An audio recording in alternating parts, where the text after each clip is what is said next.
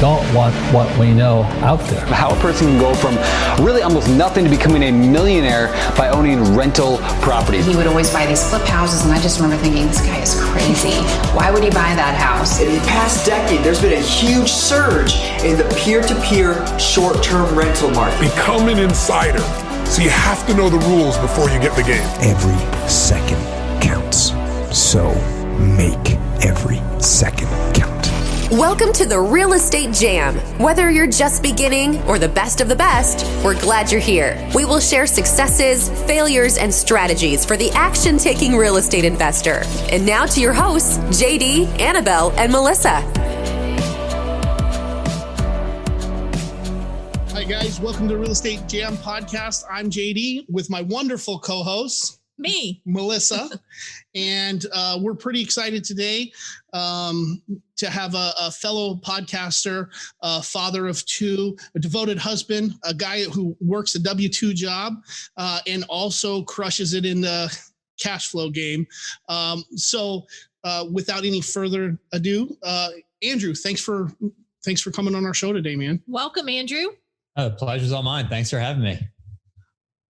So like I said in your intro, you do a lot of different things and you have a lot of irons on the fire. And I think what we'd really like to do is have you introduce yourself to our audience, and then we'll kind of go where the conversation takes us from there. Can you give us a little bit of your background? Absolutely. Yeah. So I'll mix a little bit of personal and professional to keep things interesting. And so I think all too often I dive right into the business side of things and people are like, it's boring. So as you mentioned, father of two, I got two kids, ages 5 and 7. So they would have been a full-time job in themselves, but I decided to layer in, 20 years professional W-2, in the IT realm as a IT director for a $14 billion company. So that would keep me busy as well. Been investing in real estate, kind of slipped into it in 2007 and started back in single family space when I was kind of, before really called it house hacking my first single family home. I was traveling and consulting and was looking for, ways to cut down on expenses because why not? And that kind of led me to, renting other single family properties, led me to multiple years later, getting into short-term rentals like you guys do in the short towns, not quite as exquisite as Florida, but down the Jersey coast. As I look to scale that side of things, I mentioned this to many people, it just becomes very expensive. Mm-hmm. And from a cash flow, I'm all about cash flow, with the crushing cash flow tagline in the background here, it becomes pretty challenging to scale that to the point where it makes a lot of sense. Unless you have, even if you have hundreds and hundreds or millions of dollars to just dump into property after property, I've came to the realization, admittedly too late in the game for me, but better late than never to look into multifamily. And that's when really, that midway through last year, I started going on really full tilt research, networking with tons and tons of people, met some great mentors, and just dove headfirst into multifamily. And that's where I got started. And that's kind of where I landed. So in a nutshell, short, 2-3 minute introduction in myself. No, that's perfect. When you say multifamily, are you talking large multifamily, small multifamily, or you're talking apartment complexes or like a triplex? Yep. Where are you at? Yeah. So I guess the large would be relative, but we target between 50 and 150 units in size. So I guess mid-size, there's 1,000 units and there's, triplexes, quads, whatever. So I'd say mid-size, I guess right now. And eventually we'll scale into the larger side of things as we gain experience and get access to capital and expand teams like anything else. So Andrew, I have a quick question. So because a lot of times when people talk about they get into multifamily, they don't elaborate at all. So to the other side of the new investor who's looking to get into that, what did that look like for you? Yeah. So for me, honestly, like many other people, it probably started with just a little bit of self-education. I was fortunate enough. I worked with a good friend of mine when I worked for Deloitte Consulting back in the day in my W-2 side of the world. He had gone into commercial real estate as a broker down in Dallas, Fort Worth, and super hot market down there. So I remember one day I decided to pick his brain after just looking through some articles in Bigger Pockets. And I said, hey, Doug, tell me more about this apartment business and, what's it like? What's a day-to-day look like on the selling side? Are you investing in any of your own? And we talked for a while and he sent me a couple of links to, actually it was Brad Summerock, if you heard the name. Mm-hmm. And I took a couple of his courses. That led to about I don't know, I hate to admit, even 30, 35 different books. I just gobbling them on. My wife's like, are you getting tired of the same content? And I'm like, nope. No, not at all. I became obsessed. I hired a mentor, scoured the forums every free minute I got after work, which, I felt bad because I did take away some family time, but it was a sacrifice that I think paid off or is paying off. So it was relentless education, exhausting amounts of networking, and then, work your way into a couple of deals, and that's where the momentum starts and continues. So that's my story getting into it. I think with when we're talking about being new and getting into it, one of the things that me and Melissa have ran into multiple times recently is people who want to jump full-fledged into real estate, because right now you look around, the market's hot, prices are going through the roof and everything like that.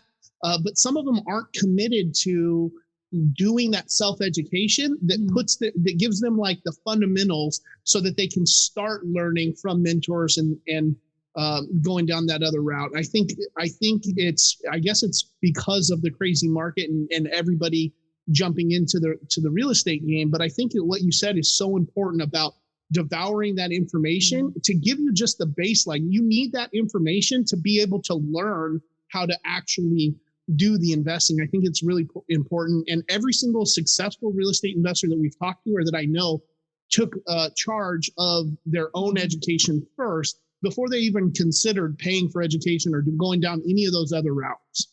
And I think it's a key point to note.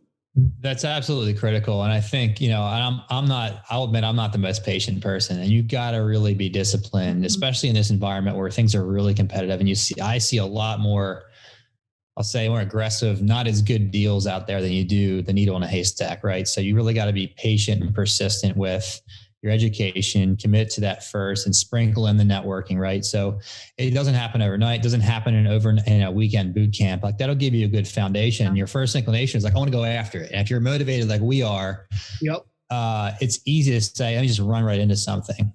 But you got to really pump the brakes and just take your time, but not so slow that you're not making momentum, but you really want to be comfortable to the point where, like for me, I knew after reading all those books, I was kind of saturated. I was like, all right, I'm learning like 1% more in every book. Like I'm not at a point where I'm going to learn anymore. I need to take action now. So now I need to start networking more with people, find my way into a deal, and then work my way through there. And it's kind of like your internship in the first side, right? And to follow up on that, we have met so many people who ask us about how to get into investing, and they don't want to give up anything. They don't want to give up their family time. They don't want to give up their own time, like Netflix and that kind of stuff, where we're all, and I'm sure you're the same way, on our off time, we're listening to podcasts, we're reading books, we're going to meetups, even when, you've had a long day and you don't want to go, you still go because that's so important for your growth and your success.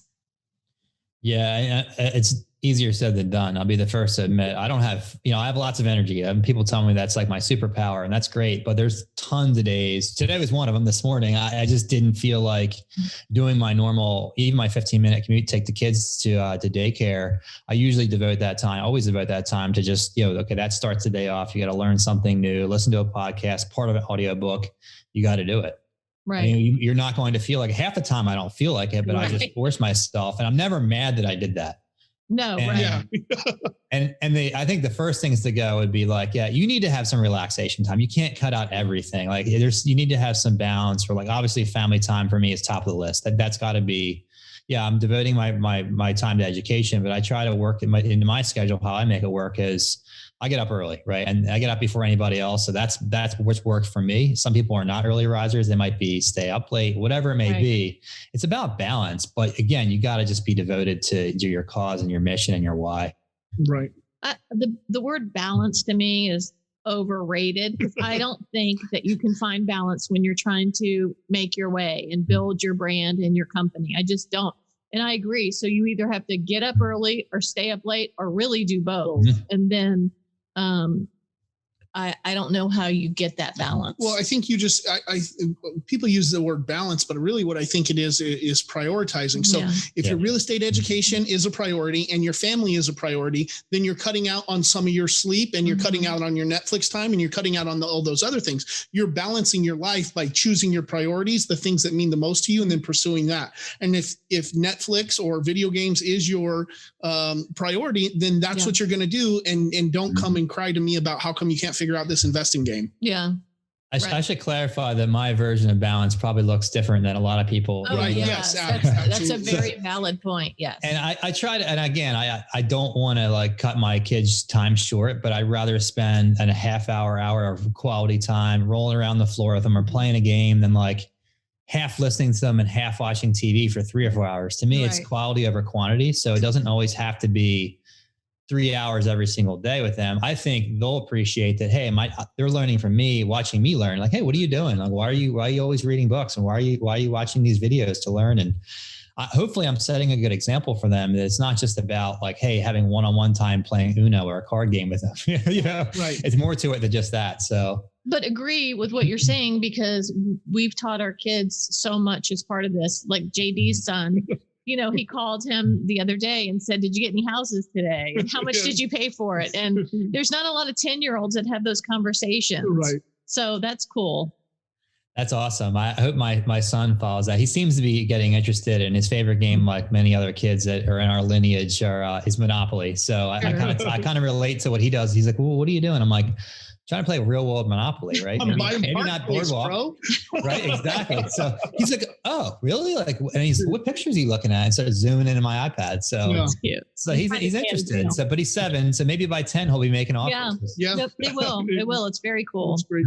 So, we got a little bit off onto the family life, because I think that's super important and balance in staying active. But really, I want to kind of deep dive into the multifamily experience that you got going on. Are you guys buying them with your own money? Are you going into partnerships? Are you doing syndications? Are you, what does that look like for you? And can you tell us a little bit about that whole process for you guys? Sure. Yeah. It's been all syndications for me so far. Again, looking at the scale of what we're doing, and I'm not privy enough to have millions and $1 million of my own money. Even if I did, I'm not sure that I still wouldn't syndicate and just put more cash down. Right. But in order to achieve what we want to achieve, looking at, the 5-10 year horizon, it's syndication realm makes sense for, again, 50, 100 unit complexes. Right.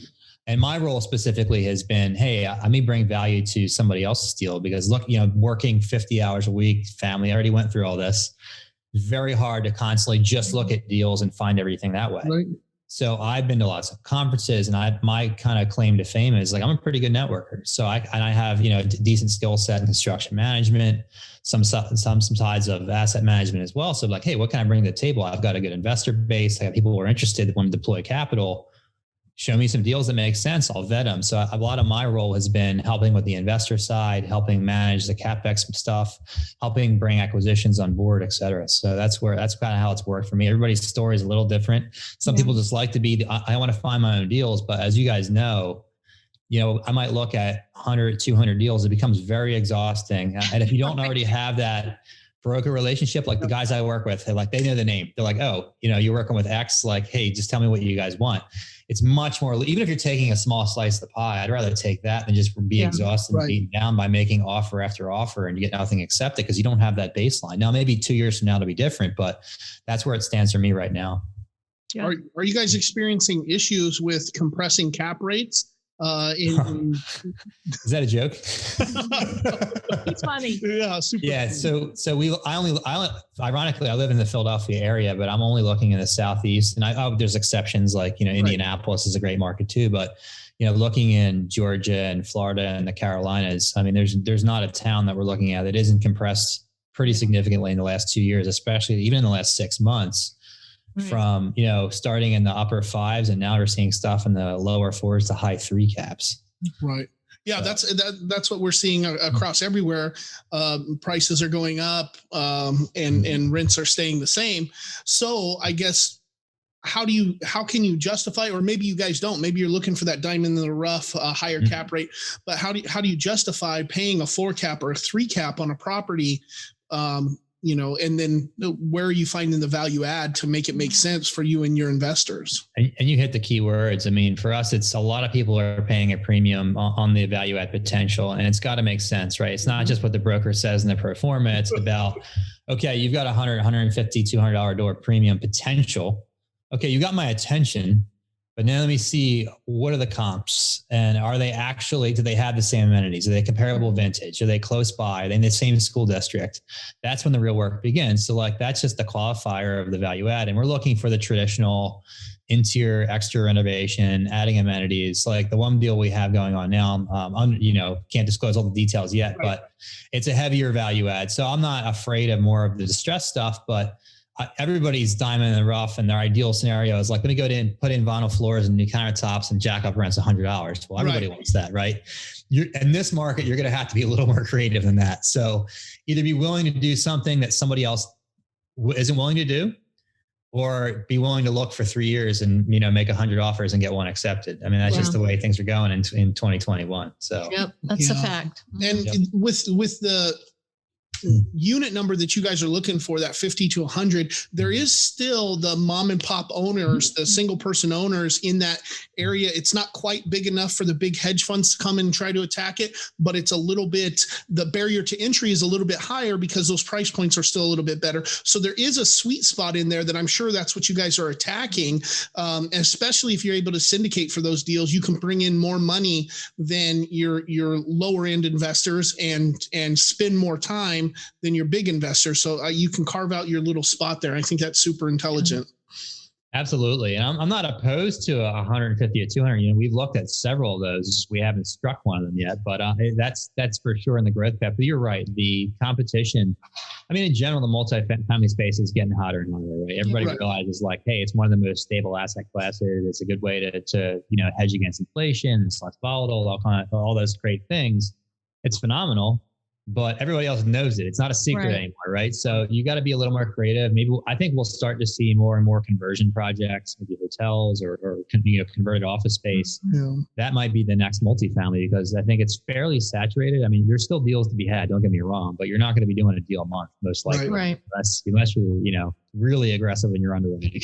I am seeing a lot of people trying to exit the commercial office space type places, and then it's an easy transition for them to go into commercial residential stuff, and I think that helps with the compressing cap rates and drives up competition. So being unique or creative is really what's going to push the mid-range multifamily investors over the top.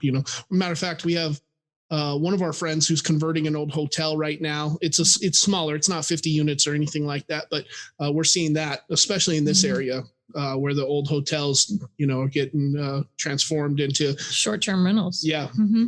Yeah, I've seen a lot. Like I know you not quite in your area, but I like Florida, the West Coast, Gulf Coast a lot, and we look a lot in the St. Pete, Pinellas County area, and we see a lot more and more of those. The challenge we've seen is a lot of them are like older construction, and when I see the 60s and 70s build, I think about steel, cast iron plumbing, and sometimes flat roofs, and I'm like, and a lot of them are in flood zones. So there's a lot of variables out there that people don't appreciate the complexity of all the things you go through when you really look at scrutinizing a deal. And there's a lot of work that goes into vetting them, as you guys know. Mm-hmm. So, yeah, that's right. I guess do you think that you can go from not ever doing a deal to jumping into one of these 50 unit apartment complex type things? Or do you think there's a progression that you would recommend for these newer guys to go into? Or what does that look like? If we're going to tell somebody new how to get started in this, what would you give them?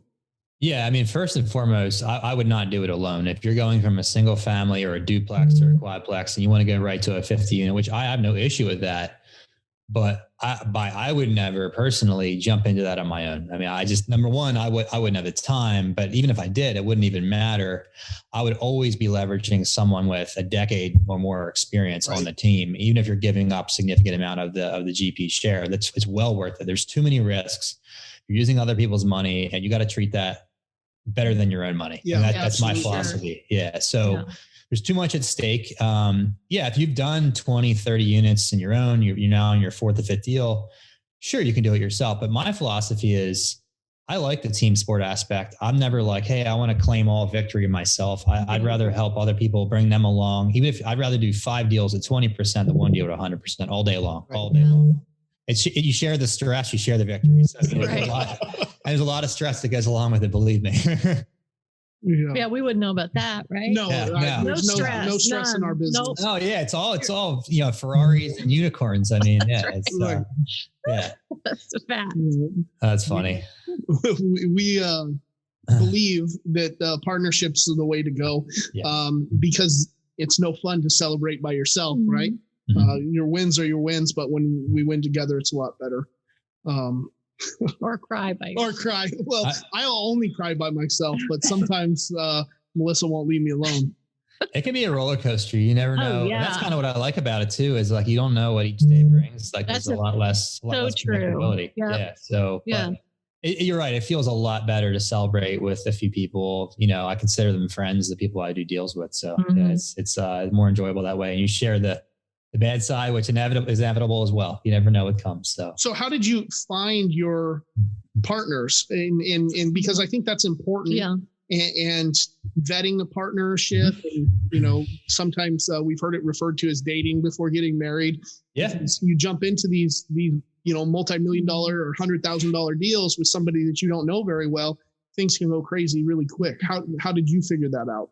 Yeah. And so, I mean, some of it's trial and error. Like you don't know what you don't know. And especially, being hungrier and younger in the game, I met people through conferences, through, bigger pockets, online forums, different events, networking events, multifamily meetup events locally. So I met tons and tons of people that way. And sometimes you don't really know the person that well. And so you get 3/4 of the way through a deal and you realize like, I value communication more than a lot of people do. I'm probably a little more anal about getting things done earlier than other people are. And the bottom line is you're not going to know that really until you do a deal. Exactly. Right. So I wish I couldn't say I do anything differently, because you can vet someone by reputation. Like, hey, the guy's got either no reputation or he has a good reputation or whatever. But obviously if they have like a criminal background, or, you can do that research. But most of the time people who come to these events are like already in the sphere of influence and people know the name. So like, yeah, he's done a bunch of deals, but doesn't mean your style will match their style. Right. So, after I've gone through a handful of these now, what I look for is someone who complementary to my skill sets. Like I'm not a finance guy. I can do the underwriting and I can vet it. I can ask the right questions. Do I enjoy it? No, I don't. So I look for someone who can complement me there and in digital marketing. And I'll bring like kind of the sanity check to like CapEx planning and the acquisition and the securing lending and that kind of thing and finding investors. Like I'm good at that. But I also look for not just complementary skill sets. And I don't think this is covered that often. I look for someone who matches my, not the same personality, but values what I value.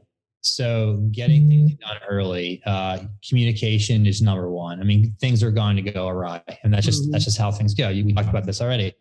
To someone that stays on top of it, someone that's hungry and motivated, and someone's not just like, oh yeah, if it happens, it happens. Like that's just not my personality. There's probably groups that work that way, and they'll go through a deal and they'll bail in the middle of it. That's when we commit, we commit. Mm-hmm. So that's kind of what I'm looking for. Not just the skill sets is only half of it, right? It's got to be, what's your working style? And again, I don't know of a better way to screen that until you go through a deal. So I would never jump into like forming an LLC or a company with someone until I've done a deal or two with them. Right. So I think that's good. One of the other ones that I like to talk about that I think is overlooked a lot is risk tolerance. If you and your partner have two different levels of risk tolerance, that causes so much pain and discomfort that it's almost not worth it. I think. I agree. You got to be close. We have two different risk tolerance for sure. No, I think we have the same risk tolerance. I just want to evaluate everything better. And that kind of comes back to my comment around, getting things done early. Because if you have a bunch of hard money on the line and you go hard, or you're done your inspection period, due diligence is over. And I'm like, I want to be 97% certain that we've uncovered every nook and cranny, turned over those boulders, whether or not it's my EMD on the line or not. Right. But someone else who is the person providing the capital, they're usually going to have a higher risk tolerance. Like, oh yeah, well, we'll figure it out. Like we got tons of reserves or whatever it may be. But that's a great point, because that can add to some stress too, for sure. Yeah, absolutely. Yeah. Mm-hmm. Yes. Well, I don't want to take up too much of your time, and I think that it's a really good way to show how good we are at being partners by allowing you to plug your podcast. Yeah. We want everyone to listen to it. So can you tell us where that people can find you and how that all goes? No, I appreciate that. So Crushing Cashflow is the name of the game. We're on iTunes, Spotify, iHeartRadio, all the major platforms, Facebook, we got an Instagram page. We post everything there, and LinkedIn as well. And again, it's the Crushing Cashflow podcast with 2 C's. And iTunes is the easiest way to get to us. And then our investing entity, if you want to talk more about multifamily, just get educated in general, or just have a general conversation about, financial planning, things like that. Our company is called Redline Equity, and our website is investwithredline.com. Perfect. That's great. Well, Andrew, we really appreciate your time today, and we look forward to talking to you again in the future. Thank you, Andrew. Oh, you're very welcome. It was a blast. Thank you so much for having me. Thank you. Awesome. Great. Well, we will talk to you later. Thank you for listening to the Real Estate Jam. We hope you enjoyed today's episode. For more information, check out our website, therealestatejam.com. Or find us on Instagram, Facebook, and Twitter at The Real Estate Jam. If you have any questions, feel free to drop us an email at therealestatejam@gmail.com. See you next episode.